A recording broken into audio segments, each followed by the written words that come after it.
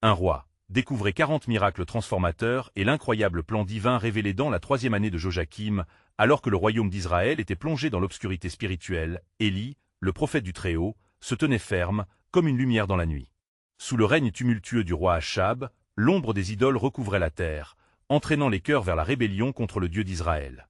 La famine sévissait, rendant la terre stérile, emportant avec elle les espoirs des hommes. 1 Roi 17h01, LSG. C'était le moment choisi par Dieu pour révéler sa grandeur. Élie, en obéissant à la voix de l'Éternel, se dirigea vers Zarphath, une ville éloignée des dégradations d'Israël. Dans ce lieu isolé, il devait rencontrer une veuve, un compagnon inattendu de la providence divine. En approchant des portes de la ville, la silhouette d'une femme fragile attira son regard. Elle était là, rassemblant du bois, l'air épuisé, les yeux en proie à l'angoisse, sa dernière provision de farine et d'huile en voie de disparition. 1 Roi 17h12, LSG. Point devant un dilemme déchirant, elle se tenait à la croisée des chemins. Partager ce qu'elle avait avec un étranger ou se résigner à la mort imminente avec son fils. Les mots d'Élie résonnèrent alors comme une promesse d'espérance. Ne crains point. Fais-moi d'abord un petit gâteau, et ensuite fais-en pour toi et pour ton fils. 1 Roi 17h13, LSG. Elle ouvrit son cœur à la possibilité, dépassant sa peur et choisissant la foi. En cet instant décisif, elle se leva, approchant le prophète avec une détermination tremblante. À cet instant, le miracle débuta. Le pot de farine ne se vida jamais, l'huile coula comme une bénédiction continue. 1 Roi 17, 15-16, LSG. Cependant, alors que le ciel semblait sourire à cette famille, un nouveau drame surgit. La maladie frappa son fils.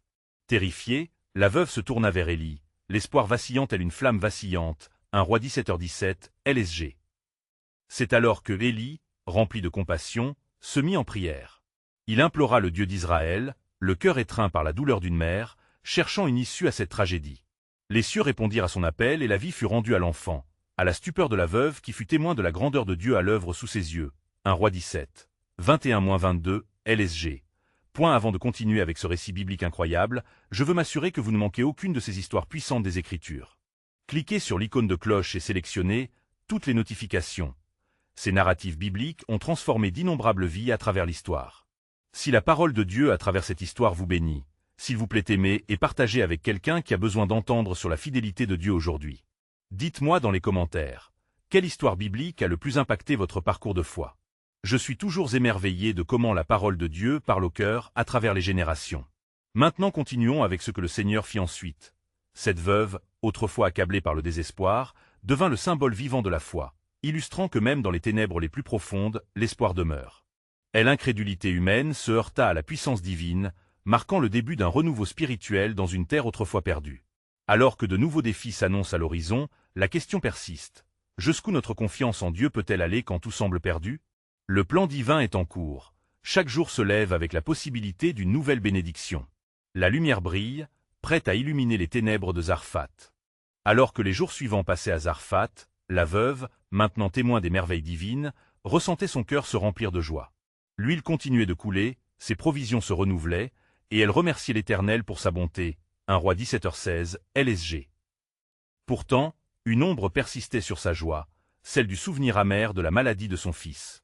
Elle se remémorait l'angoisse, la panique et la désespoir qui l'avaient envahie alors qu'elle implorait Élie pour un miracle. Élie, de son côté, ne se reposait pas sur les lauriers des miracles passés. Il savait que le temps de la purification spirituelle et de la restauration d'Israël n'était pas encore arrivé. Ses pensées étaient tournées vers le royaume d'Israël, obscurci par l'adoration des faux dieux et l'incrédulité. La voix de Dieu lui parvint une nuit, lui ordonnant de retourner auprès du roi Achab pour annoncer la fin de la sécheresse et défier les prophètes de Baal. 1 Roi 18, 1-2, LSG. L'ordre divin résonnait avec une clarté à la fois terrifiante et exaltante. Le jour suivant, Élie se mit en route pour Samarie, déterminé à remplir la mission que Dieu lui avait donnée. Il traversa des vallées dénudées et des collines arides, conscient que chaque pas le rapprochait d'une confrontation décisive. En entrant dans la ville, une tension palpable flottait dans l'air. Les yeux des gens se détournèrent, comme s'ils savaient déjà que le prophète revenait avec une autorité renouvelée. Élie trouva Achab, entouré de ses serviteurs et des adorateurs de Baal. « C'est toi qui déranges Israël » lança le roi, le regard plein de mépris. Élie, imperturbable, répondit avec une ferme détermination. « Ce n'est pas moi qui trouble Israël, mais c'est toi et la maison de ton père, parce que vous avez abandonné les commandements de l'Éternel et que vous êtes allés après des Baals. » 1 Roi 18, 17-18, LSG. Le firme du prophète, ancré dans la vérité divine, créait un instant de silence, comme si tout l'univers retenait son souffle. Élie proposa alors un défi. Qu'on nous donne 2 taureaux. Qu'ils choisissent un taureau et qu'ils le préparent, mais qu'ils n'y mettent pas de feu. Moi, je préparerai l'autre taureau et je n'y mettrai pas de feu. Et vous invoquerez le nom de vos dieux, et moi j'invoquerai le nom de l'Éternel. 1 Roi 18, 23-24, LSG. Cette offre audacieuse n'était pas simplement un test. C'était une déclaration de guerre spirituelle. Les prophètes de Baal acceptèrent avec enthousiasme, confiant en leur pouvoir et leurs illusions. Pendant que la journée avançait, Élie observa les rites frénétiques de ces hommes, imperturbables. Alors qu'ils s'entaillaient, cherchant la faveur de leur faux dieu, Élie, dans son cœur, attendait avec foi le moment de démontrer que le véritable Dieu est vivant. 1 Roi 18, 26-29, LSG. Le crépuscule approchait et le silence s'installa sur le peuple. Élie, dans un élan de foi, se leva. « C'est maintenant le moment de connaître le vrai Dieu, » murmura-t-il. Et alors que la nuit enveloppait la scène, il s'écria, « Éternel, réponds-moi, afin que ce peuple sache que c'est toi, Éternel, qui est Dieu. » 1 Roi 18h37, LSG. La prière d'Élie résonnait comme un cri de confiance, dévoilant les promesses et l'ultime autorité de Dieu sur Israël. Et alors que le ciel semblait peser lourd, une réponse divine se préparait à se manifester. Un feu descendra-t-il du ciel? Que se passera-t-il lorsque les cœurs des hommes se tournera vers le Dieu vivant? Le récit de la restauration d'Israël se tenait à l'orée, promettant des révélations plus profondes sur le plan souverain de Dieu à travers cette alliance renouvelée. Le temps était venu pour les cœurs de se tourner vers la lumière, mais quel prix cela demanderait-il? Alors que la prière d'Élie flottait dans l'air comme un parfum d'encens, le ciel demeurait sombre et silencieux. Les prophètes de Baal, avec leurs cris désespérés, continuaient à danser autour de leur autel, mais aucun signe d'exaucement n'apparut. Élie les observait, le cœur serein, sachant que Dieu n'était pas un terme flottant dans l'espace, mais une réalité vivante, prête à se manifester. Finalement, Élie, au lieu de se laisser emporter par l'impatience, convoqua le peuple autour de lui. « Approchez-vous de moi » s'écria-t-il. Les cœurs soucieux et incertains se rapprochèrent de ce prophète intrépide. Élie, voyant la multitude, ressentit un profond mélange d'amour et de désespoir pour ce peuple égaré. « C'est vous qui avez été trompés par la puissance des mensonges » déclara-t-il. « L'heure est venue de choisir votre camp. » Dans un geste solennel, il répara l'autel de l'Éternel, abattu depuis longtemps, avec des pierres, selon le nombre des tribus d'Israël. 1 Roi 18h31, LSG. Ses mains, pleines de poussière et de sueur, sculptaient une dévotion qui renaissait au sein d'un Israël perdu. Tandis qu'il plaçait le bois sur l'autel, un murmure de douceur émergea des cœurs des hommes rassemblés, une lueur d'espoir éveillée par ce souvenir des anciens chemins. Élie invita 4 jarres d'eau, et sous les yeux ébahis de la foule, il leur ordonna de remplir l'autel d'eau. « Faites-le encore et encore, » ordonna-t-il, jusqu'à ce que l'eau ruisselle autour de l'autel. Il voulait qu'il soit clair, non seulement pour les hommes, mais aussi pour les esprits qui se battent dans les cieux. Il n'y avait pas de place pour le doute. 1 Roi 18h34. Il se tenait alors un homme seul contre des milliers et, levant son visage vers le ciel, une prière fervente s'éleva de son âme. « Éternel, Dieu d'Abraham, d'Isaac et d'Israël, que l'on sache aujourd'hui que c'est toi qui es Dieu en Israël. » 1 Roi 18h36. Une intensité de lumière s'éveilla dans l'obscurité, telle une flamme cachée dans un enclos. Élie savait que la réponse viendrait, et il maintenait ses yeux rivés vers le ciel, imprégné d'une foi inébranlable. Alors que le héroïsme de sa prière imprégnait l'air, le feu de l'Éternel descendit du ciel avec puissance, consumant l'holocauste, le bois, les pierres et même l'eau qui entourait l'autel. La foule, pétrifiée puis soudainement électrisée par cette révélation divine, tomba à genoux. « C'est l'Éternel qui est Dieu !» crièrent-ils en unisson, tandis que les larmes de repentance et de joie commençaient à couler. Élie, voyant la désolation des faux prophètes de Baal, comprit que le moment de la purification était arrivé. « Saisissez-les, et n'en laissez pas un seul s'échapper » ordonna-t-il, sa voix résonnant avec autorité. Les cœurs, une fois pleins de mépris, étaient désormais humbles devant la grandeur de l'Éternel. Alors que le soleil commençait à se coucher sur le mont Carmel, Élie sauta dans la prière une fois de plus, demandant à Dieu d'envoyer la pluie promise. Il savait que la restauration de la terre a aussi besoin d'un retour à un cœur répatrié vers Dieu. Le ciel, maintenant purifié par la foi d'un prophète déterminé, se couvrit d'un nu noir, et bientôt, la pluie douce et vivifiante commença à tomber sur une terre assoiffée. 1 Roi 18. 41-45. Élie, avec ses bras levés vers le ciel, eut l'esprit de la promesse ferme au cœur. Quand nous nous détournerons des idoles, et que nous invoquerons le nom de l'Éternel, il agira et tout sera restauré.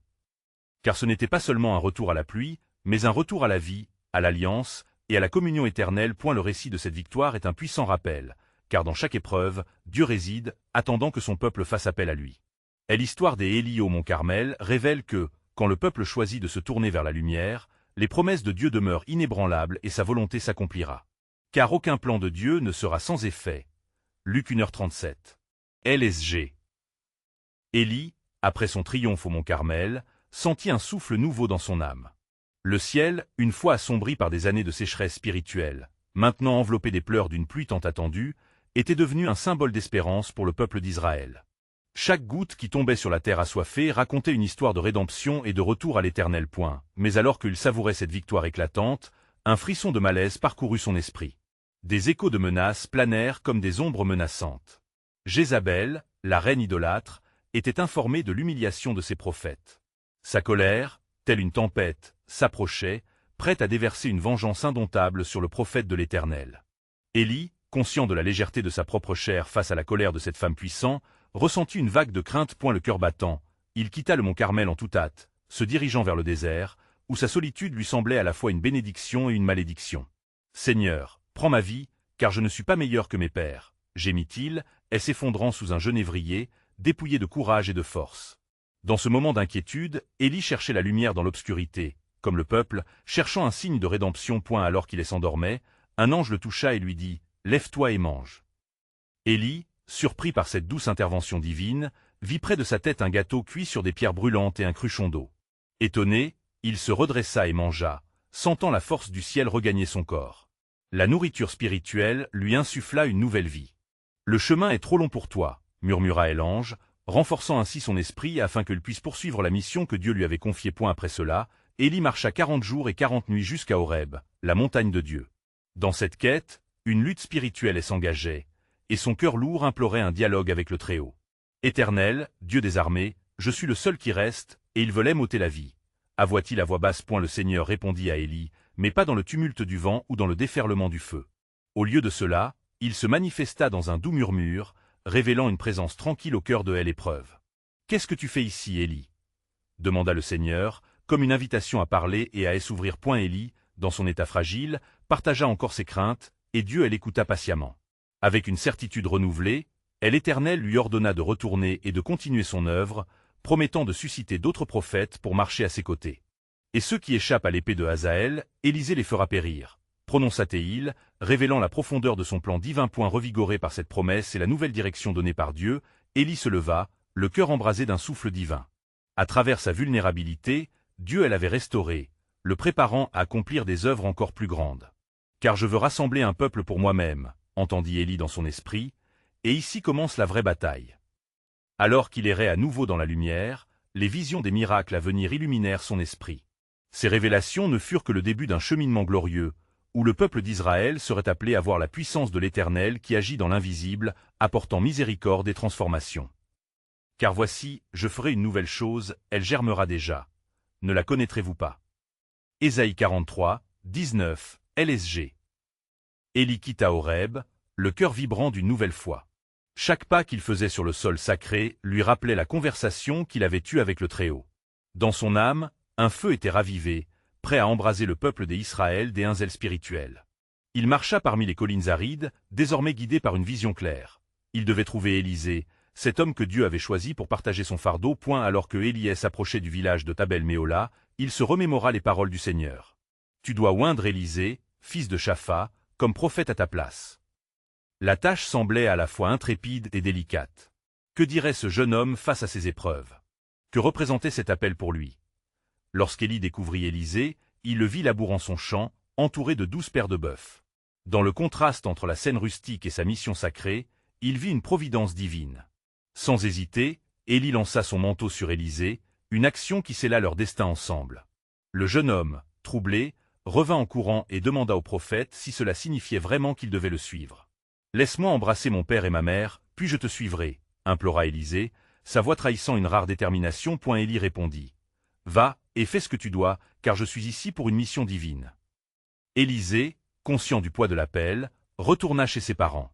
Après une étreinte de séparation, il sacrifia les bœufs, brûlant les outils de sa vie passée. « Je suis désormais au service de l'Éternel, » murmura-t-il à lui-même tandis qu'il rejoignait Élie. Ensemble, ils parcoururent les villes et les villages, prêchant la parole de l'Éternel et accomplissant des miracles. La renommée des Élie s'était déjà répandue, Et maintenant Élisée commençait à être reconnu comme l'héritier de cette puissance divine. Des foules affluaient auprès d'eux, espérant une guérison, une délivrance, un signe de la bonté de Dieu. Un jour, alors qu'ils traversaient la ville de Jéricho, ils rencontrèrent un homme aveugle assis au bord du chemin. Les yeux de cet homme étaient plongés dans le désespoir, mais en entendant la voix des Élie et des Élisée, une lumière d'espoir sembla apparaître. « Fils de David, aie pitié de moi » cria-t-il. Élie, dans son autorité prophétique, se tourna vers lui et dit « Que veux-tu que je fasse pour toi » L'aveugle répondit « Seigneur, que je retrouve la vue. » Élie, avec l'assurance que seul Dieu peut accorder, pria fervemment, et Élisée, suivant ce modèle, étendit ses mains vers l'homme. Un souffle divin traversa le lieu, et en un instant, les yeux de l'homme s'ouvrirent. La foule, émerveillée par ce miracle, glorifia l'Éternel, et Élie savait qu'il ne faisait que gratter la surface du miracle qui s'accomplissait. Chaque acte de foi était une pièce du puzzle du plan de Dieu, révélant son désir ardent de restaurer et de sauver son peuple. Alors qu'ils poursuivaient leur chemin, Élie savait que l'appel qu'il avait reçu ne s'arrêtait pas là. Un grand défi approchait, et la douleur causée par l'opposition de Jézabel ne tarderait pas à se faire sentir. Ces miracles ne sont que les prémices de ce qui s'en vient, pensa Élie avec détermination avivée. Dans ce climat de miracle, un murmure divin résonna dans son cœur. Préparez votre cœur, car de grandes choses se préparent. Cette promesse, marquée par le temps, serait bientôt l'accomplissement d'un plan plus vaste que Élie ne pouvait encore imaginer. Car le Seigneur, votre Dieu, est celui qui marchera avec vous. Il ne vous délaissera point, et ne vous abandonnera point. Deutéronome 31, 6, LSG. Alors qu'Élie et Élisée poursuivaient leur voyage, le soleil déclinant projetait des ombres longues sur le chemin. Le poids des prophéties les précédait, et l'atmosphère était chargée de tension. Élie, avec une perception aiguisée par la prière et l'intimité avec Dieu, sentait que quelque chose de majeur s'annonçait. Ils arrivèrent à Gilgal, un lieu de signification spirituelle profonde pour le peuple d'Israël, où les souvenirs des alliances et des miracles passés résonnaient. Élie, se tournant vers Élisée, lui dit avec une gravité empreinte de sagesse « Reste ici, car l'Éternel m'envoie à Béthel. » Élisée, fidèle et déterminé, répondit « Je jure par l'Éternel et par ton âme, je ne te quitterai point. » Sa détermination était le reflet d'une foi qui ne pliait devant aucune difficulté. En entrant à Béthel, un groupe de prophètes vint à leur rencontre et indiqua à Élisée « Sais-tu que le Seigneur retirera aujourd'hui ton maître de ton service ?» Élisée, bien que conscient de la vérité de cette déclaration, ne céda pas à la peur. Au contraire, il répondit avec une ferveur intacte « Tais-toi, car je le sais aussi. » À Béthel, Élie, dans sa sagesse, instruisit Élisée de rester, mais encore une fois, celui-ci refusa. Ils continuèrent donc leur chemin ensemble, Élie éclairant la voie de sa connaissance, et Élisée le suivant avec un cœur ardent. Ils arrivèrent à Jéricho, où la même déclaration fut répétée par les prophètes, et Élisée demeura inconfortablement conscient de l'urgence d'une mission divine. Élie, ne se laissant pas abattre par l'angoisse, lui demanda à nouveau de rester. « Reste ici, car l'Éternel m'envoie au Jourdain. » Élisée, toujours inséparable de son maître, affirma « Je ne te laisserai point. » Ils arrivèrent enfin au Jourdain. Élie prit son manteau et frappa les eaux, qui se séparèrent, permettant à Élie et Élisée de traverser à pied sec. Les eaux tumultueuses se hâtèrent de se refermer derrière eux, témoignant d'une puissance qui ne pouvait venir que du Créateur. Une telle démonstration des miracles de Dieu ne faisait qu'augmenter le poids de la tâche que portait Élie.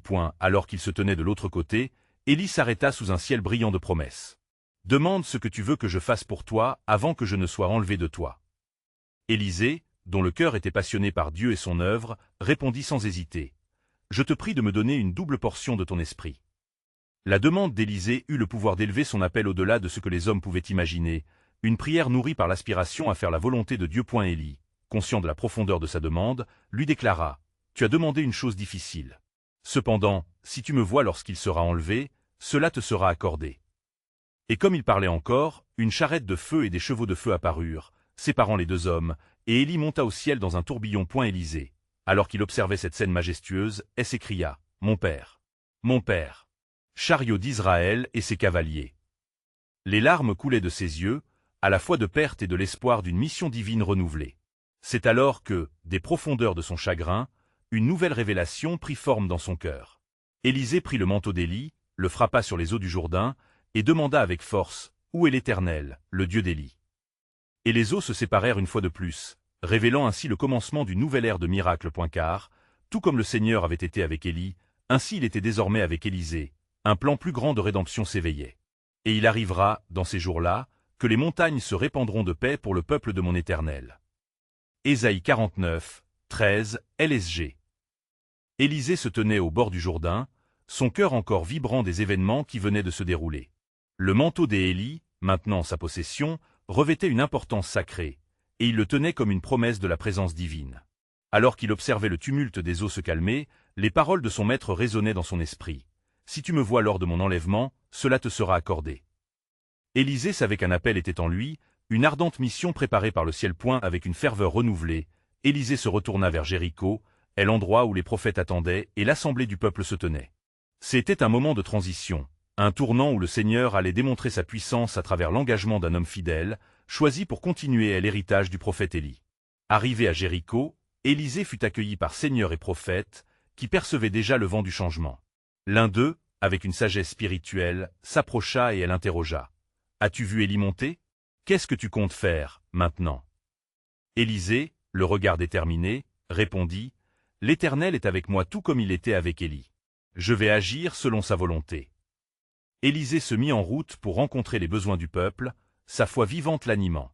Sur son chemin, il trouva une source d'eau, amère et de mauvaise réputation, l'assainissant par une simple déclaration de foi. « Ainsi dit l'Éternel, je guéris cette eau. » Les flots se purifièrent, et dans un murmure doux, toute la région sentit la bénédiction. Les jours suivants, Élisée cheminait dans les villes, et ses miracles se multipliaient, confirmant l'acte divin.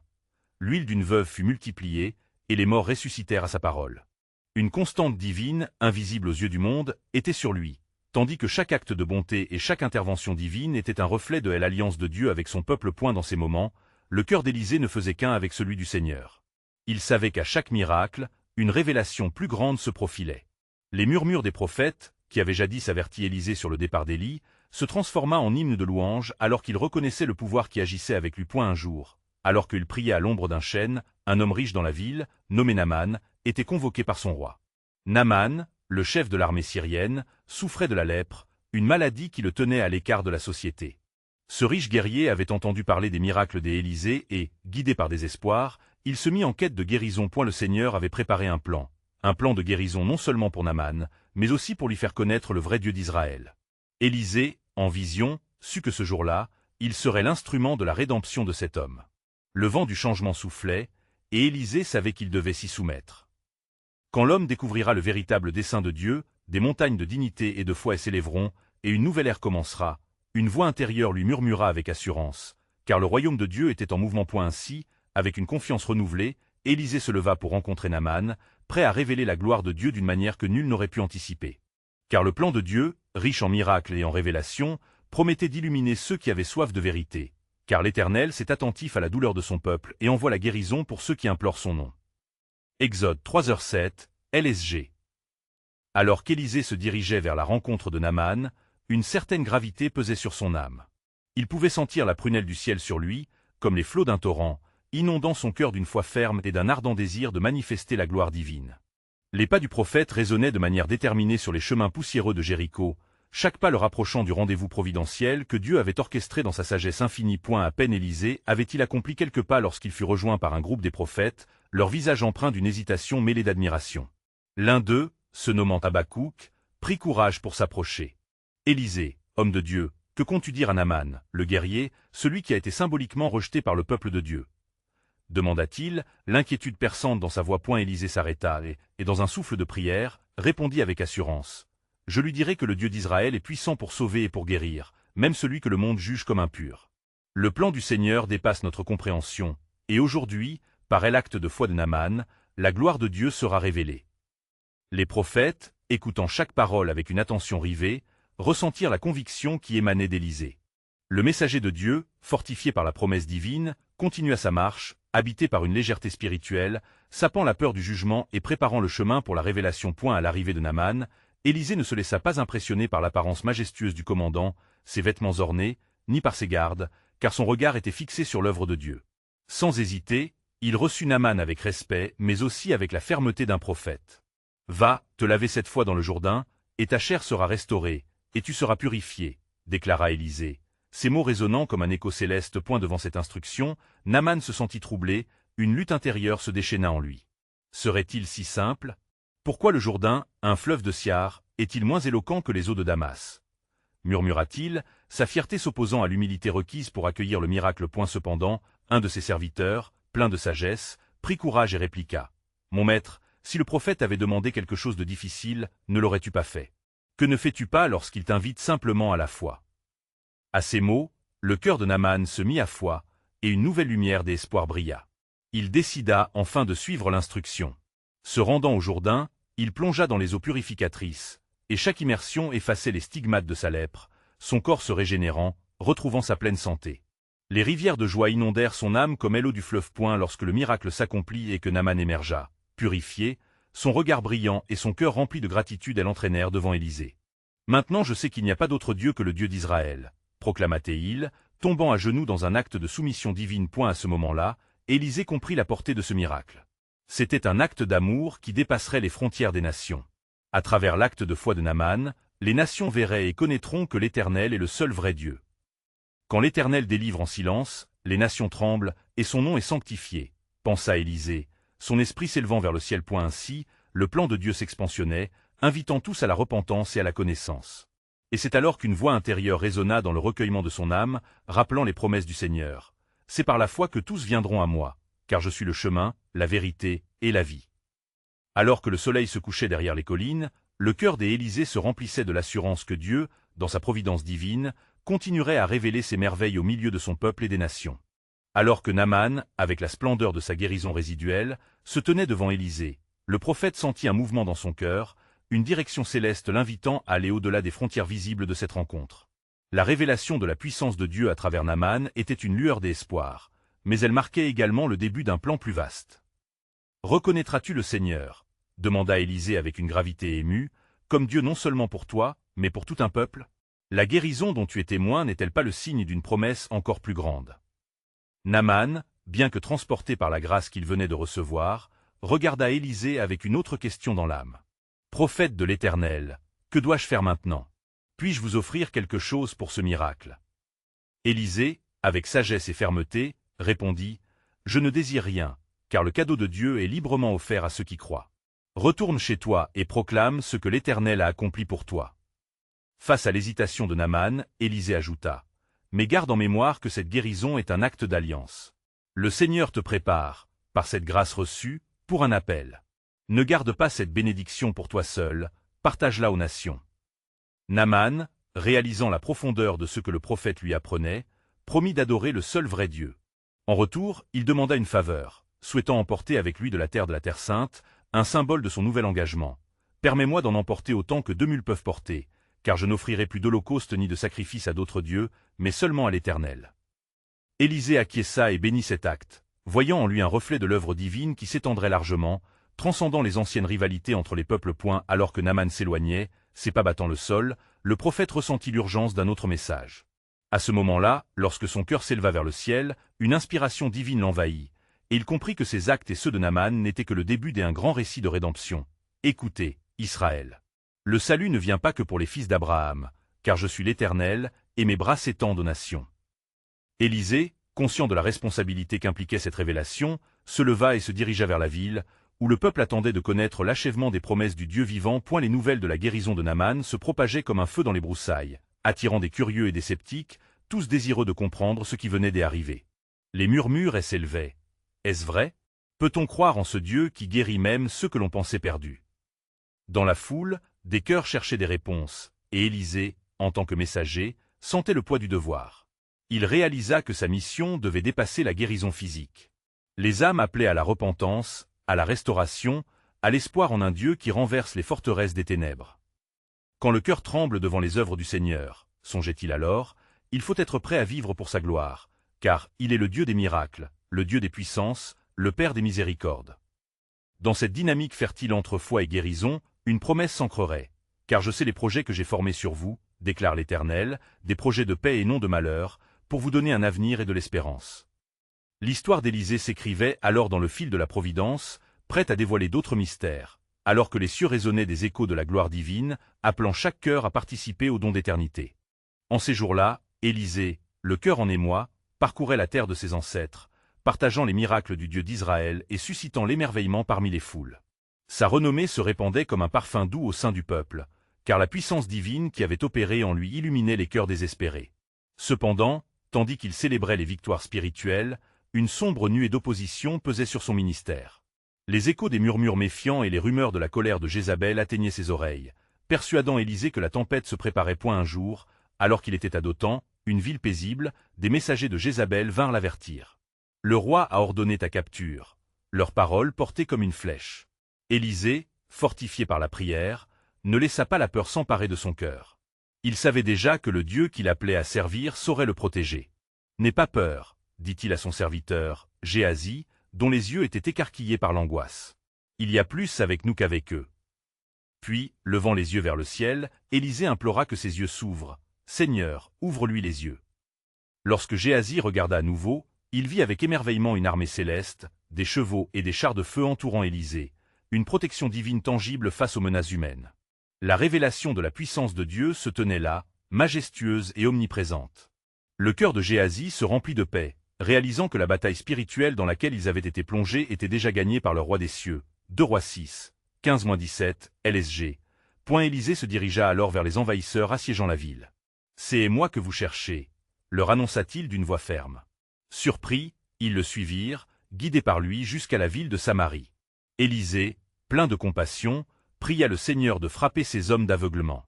À leur arrivée à Samarie, ils furent conduits dans la ville, leurs yeux désormais obscurcis. Élisée, conscient du potentiel de transformation qui s'offrait à lui, s'adressa au roi d'Israël. « Ne les tue pas, implora-t-il. Fournis-leur plutôt du pain et de l'eau. » Le roi, sous l'influence de la sagesse d'Élisée, obéit et offrit à leurs ennemis un festin. Ces hommes, nourris et réconfortés, repartirent, et jamais plus ils ne revinrent dans le pays d'Israël.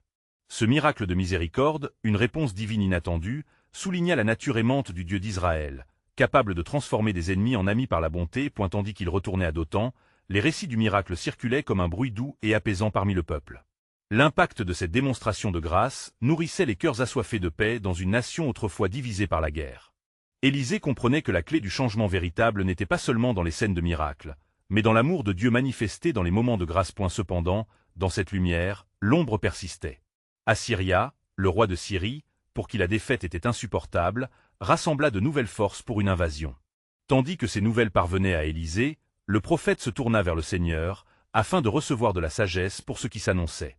Le peuple a besoin d'une parole pour la tempête qui approche, murmurait son cœur, car il savait que la voix de Dieu porterait la réalité dans l'obscurité. Le lendemain, Élisée annonça au roi d'Israël d'un ton solennel, que les armées de Syrie viendraient de nouveau, mais que cette fois, la délivrance serait rapide et que le Seigneur interviendrait avec puissance. « Il viendra un temps où l'Éternel transformera nos pleurs en chants de joie, » proclama-t-il, sachant que le plan de Dieu incluait même cette situation difficile.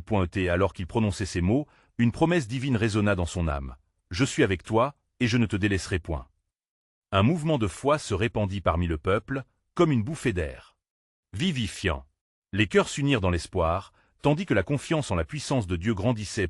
Alors que le crépuscule tombait, Élisée, en prière, attendait une révélation. « Car ainsi dit l'Éternel, je ferai une chose nouvelle. » Le futur de la nation était scellé par des promesses de délivrance et de rédemption. Les événements à venir ne révéleraient pas seulement la force de Dieu, mais l'amour de celui qui cherche à rapprocher son peuple de son cœur. La nuit s'annonçait encore, et dans la profondeur de la pénombre, Élisée méditait sur ces paroles. « Lève-toi, parce que le temps est venu pour le salut, et tout ce que je te montrerai sera un témoignage pour les générations à venir. »